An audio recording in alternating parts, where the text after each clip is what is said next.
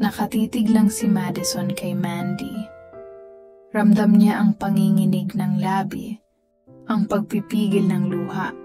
Gusto niyang yakapin ito, pero parang bawat pulgada sa pagitan nila ay naging bangin na hindi na kayang lampasan. Mad, boses ni Mandy, halos pabulong, pero matalim na parang kutsilyo. Alam mo ba kung ilang gabi akong umiiyak? Hinihintay kang bumalik? Ilang beses kong tinanong ang sarili ko kung hindi ba ako sapat. Napapikit si Madison, kinuyumang kamao. You were more than enough, Mandy. It was me.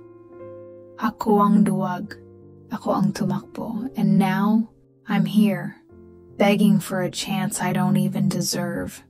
Umiling si Mandy, tinakpan ang bibig para pigilan ang hagulgol. I loved you, Mad. God, I loved you so much. But love wasn't enough, right? Hindi ako naging sapat para piliin mo.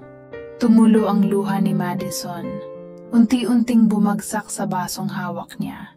You were everything. You still are.